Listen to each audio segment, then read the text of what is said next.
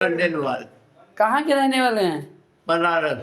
बनारस। तो आप वही जन्म हुआ है हमारा। क्यों दुखी हैं? जी, क्यों दुखी हैं आप? क्या हुआ? यहाँ क्यों आए हैं? हमको निकाल दिए हैं, किन्होंने निकाला? जायदाद सब छीन के निकाल दिए। किन्होंने? हाँ, हमारी लड़की सुप्रीम कोर्ट की वकील है।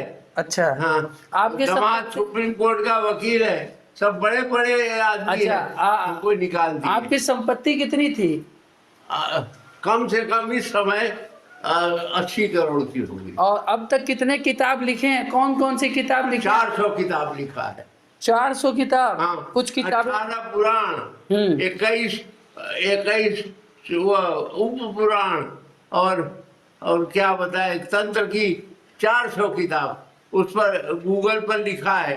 ये सन खंडेलवाल वाराणसी वाले गूगल पर लिखा हुआ है। आपको पद्मश्री कौन सा सरकार दे रहा था? पद्मश्री कब मिल रहा था? यही आपके मोदी जी पद्मश्री दे रहे थे, लेकिन आप नहीं लिए हैं। हम नहीं दिए।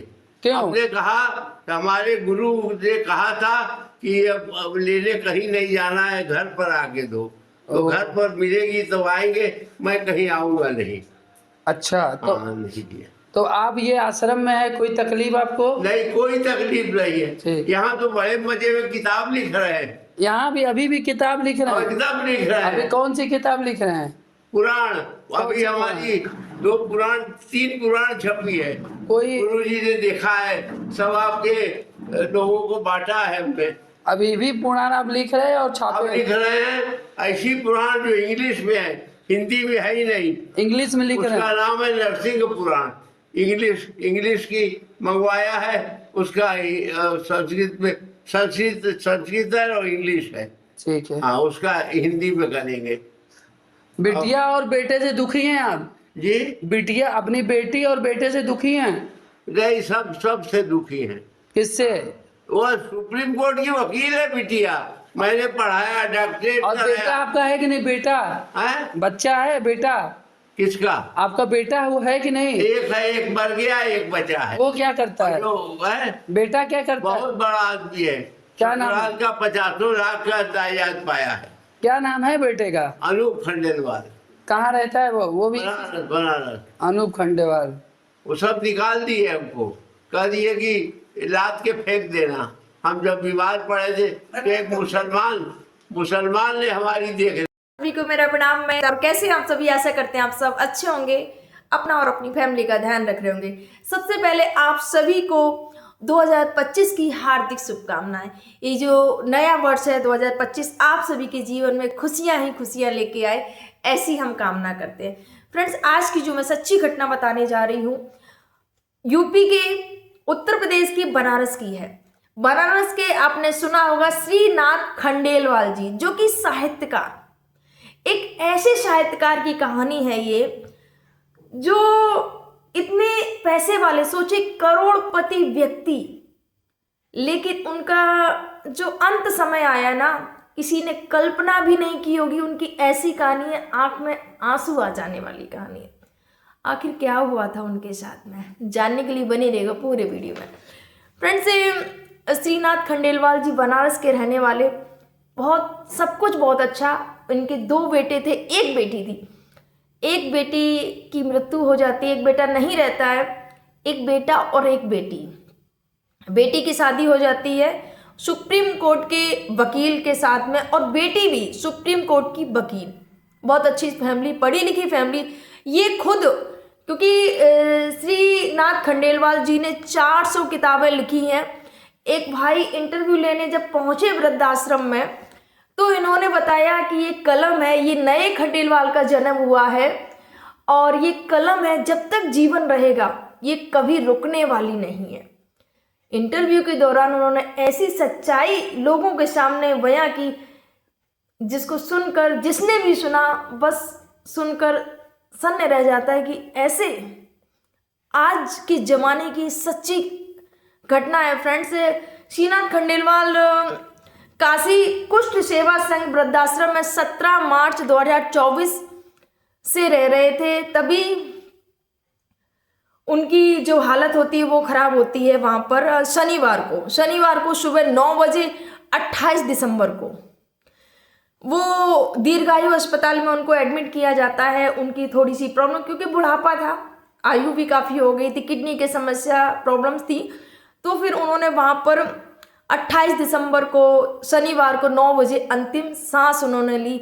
एक वीडियो उनका वायरल हुआ, जो कि एक पत्रकार भाई जब वो वृद्धाश्रम में थे, तो जब उनके यहाँ गए तो उन्होंने इंटरव्यू जब लिया तो उन्होंने पूरी सच्चाई, पहले तो उन्होंने कहा कि नहीं मत पूछिएगा, पुराना जो बीत गया सो बीत गया, मैं उसको दोहराना नहीं चाहता हूँ। फिर भी उन्होंने पूछा बताइए ना क्या आपकी कहानी है, आप तो इतने बड़े साहित्यकार हैं, आपने 400 किताबें लिखी हैं, 18 पुराण लिखे हैं, 21 उपपुराण लिखे हैं, आखिर ऐसा क्या कि आप वृद्धाश्रम में हैं। तब उनकी आंखों में आंसू आ जाते हैं, तो बताने लगते हैं कि 2 बेटा, एक बेटा नहीं रहता है, और बेटा बहुत बड़ा बिजनेसमैन है, और जो बेटी है वो भी सुप्रीम कोर्ट में वकील है, दामाद भी वकील है। लेकिन दोनों बच्चों ने क्या किया, उन्होंने बताया कि दोनों बच्चों ने प्रॉपर्टी, हमारी 80 करोड़ की प्रॉपर्टी दोनों बच्चों ने आधी आधी बांट ली और मुझे घर से निकाल दिया। ये जब उन्होंने बताया कि प्रॉपर्टी बांट के आपस में और मुझे घर से निकाल दिया, उन्होंने बताया कि जब मुझे घर से निकाल दिया तो एक मुस्लिम परिवार ने मेरी देखरेख की, और उसके बाद में विका अमन कबीर भाई हैं जो कि समाज सेवक है, उनको पता चलता है, फिर वो वृद्धाश्रम में उनको वहाँ पर पहुँचा देते हैं। वो वृद्धाश्रम में 17 मार्च 2024 से रह रहे थे, वहाँ पर पहुँचे और वहाँ पर बहुत अच्छे से, वहाँ पर भी वृद्धाश्रम में भी वो वहाँ पर उनकी लेखनी नहीं रुकी, वो पुस्तकें लिखते रहते थे और 400 पुस्तकें उन्होंने लिखी। जैसे कि उन्होंने बताया कि मेरे बेटा और बेटी ने, दोनों ने घर से निकाल दिया। सोचिए फ्रेंड्स, कितनी दुखद घटना है ये। उनकी आंखों में आंसू आ जाते हैं जब वो इस चीज़ को बता रहे थे कि मैं 80 करोड़ का जो प्रॉपर्टी, मेरी 80 करोड़ की प्रॉपर्टी, सोचिएगा, और बच्चों ने घर से निकाल दिया, प्रॉपर्टी आपस में बांट लेते हैं।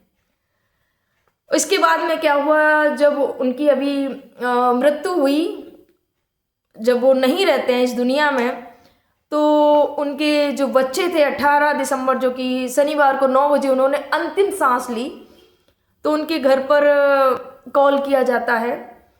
जब उनको कॉल किया जाता है तो फिर जो बेटा होता है बोलता है कि मैं आने में असमर्थ हूँ, मैं नहीं आ पाऊँगा, व्यस्तता जता दी कि मैं नहीं आ पाऊँगा, मैं बिजी हूँ। ठीक है, अब बेटी को कॉल किया जाता है, तो बेटी ने ना ही कॉल उठाया, ना ही SMS का जवाब दिया, कुछ नहीं, बेटी की तरफ से कोई रिप्लाई नहीं है। बार बार कॉल किया गया, सोचिएगा, बार बार कॉल किया गया, मैसेज किया गया। वहाँ के जो SDM साहब थे उन्होंने कॉल करवाया था, क्योंकि जैसे ही पता चला तुरंत वहाँ पर उनको कॉल किया गया, और वहाँ के जो स्थानीय जो लोग थे, जानी मानी हस्ती, वो वहाँ पर पहुँचते, क्योंकि ये बहुत बड़े साहित्यकार थे, 400 किताबें लिखी थी इनको मोदी जी ने पद्मश्री के लिए भी इनको संदेश भेजा था, लेकिन ये गए नहीं थे। इसके बाद में जब वो घर वालों को सूचना दी गई कि अब ये नहीं रहे हैं, तो वहाँ से कोई रिप्लाई नहीं आया। तभी ये जो अमन कबीर, जो समाज सेवक भाई हैं, वो अपने दोस्तों के साथ में अस्पताल पहुँचे, और पहुँचकर जो वो साहित्यकार होते हैं श्रीनाथ खंडेलवाल जी, पहले बात तो इंतज़ार किया, कोई बेटी की तरफ से कोई रिस्पॉन्स नहीं आया, दोबारा कॉल नहीं आया। बेटे ने तो स्पष्ट मना कर दिया कि व्यस्त हूँ, समय नहीं है। और उसके बाद में उनको फिर जो प्रतिष्ठित जो लोग थे, उनके साथ में जो अमन कबीर हैं और लोगों ने मिलकर उनको मुखाग्नि दी और उनका पिंडदान किया।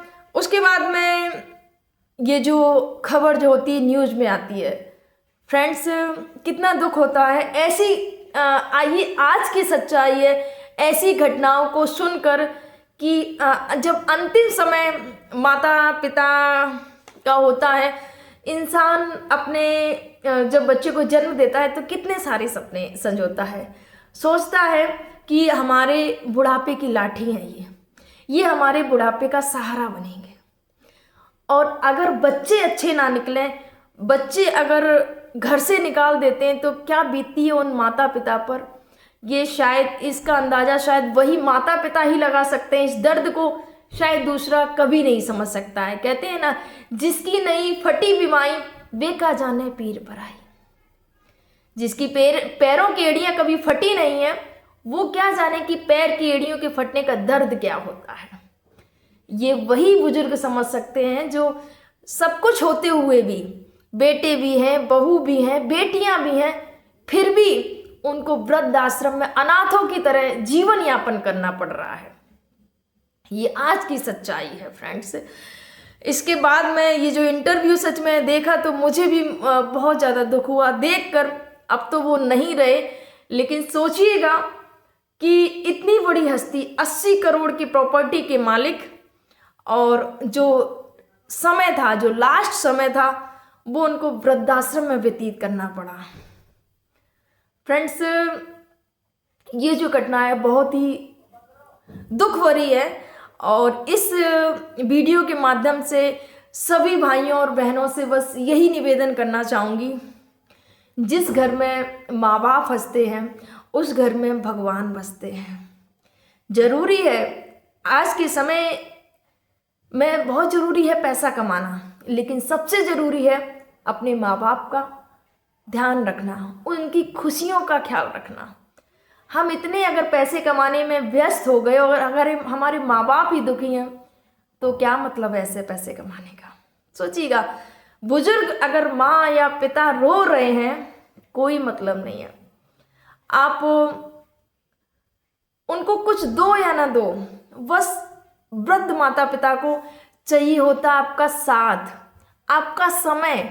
आप जब आए ऑफिस से, बाहर से जब काम करके आए, माता पिता को इंतजार रहता है मेरा बच्चा आने वाला है, तो उनके साथ में कुछ देर बैठिएगा, उनके साथ में कुछ बातें करिएगा, ताकि उनको भी अच्छा लगता है।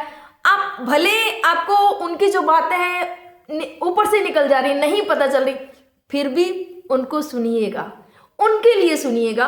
सोचिएगा, जब हम छोटे होते हैं, जब हम बच्चे होते हैं, तब हम कितनी बार सवाल करते हैं। हमें कोई चीज़ पूछते हैं, जब हम बोलना सीखते हैं, मम्मी ये क्या है, पापा ये क्या है, फिर भी वो बार बात बताते हैं, ये है, ये है, ये 10 बार पूछते हैं हम, वो कभी नहीं थकते। लेकिन हम बच्चे, जब यही माता पिता हमारे वृद्ध हो जाते हैं, तो अगर उन्होंने 2-3 बार रिपीट कर दिया तो हम इरिटेट हो जाते हैं, हम बहुत ज़्यादा गुस्सा करने लगे। अरे मम्मी, क्या तुम बार बार एक ही बात को रिपीट करके रह गई हो, बार बार यही पूछ के रह गई हो, क्यों? कितने हम बदल जाते हैं। जरा सोच के देखिएगा, उस समय को भी याद करिएगा। अगर आप ऐसा सोचेंगे ना, तो कभी भी आप अपने माँ बाप की भावनाओं को कभी भी ठेस नहीं पहुंचाएंगे। क्योंकि आप देखिए ना, सोच के देखिएगा, फिर हम अपने माँ बाप से क्यों परेशान होने लगते हैं। उनको समझने की कोशिश करिएगा, बस उनको कुछ नहीं, कुछ समय चाहिएगा, कुछ आपके पास में आपका प्यार चाहिएगा, आपका साथ चाहिएगा। और बस यही कहूँगी, वीडियो के माध्यम से आप अपने माता पिता की रिस्पेक्ट करिएगा, उनका साथ दीजिएगा, और बुढ़ापे में उनकी लाठी बनिएगा, उनको वृद्धाश्रम का रास्ता मत दिखाइएगा। क्योंकि माता पिता जो कि हमें इस दुनिया में लेके आते हैं, उनसे बढ़कर कुछ नहीं है। ऐसी कामयाबी मेरा मानना है किसी काम की नहीं, जिस कामयाबी को पाने के बाद हमारे अपने दुखी हों। कैसी कामयाबी है। इस घटना को लेकर आपके क्या विचार हैं, कमेंट जरूर करिएगा। आप सभी को मेरा प्रणाम। जय हिंद, जय भारत, जय सिया राम।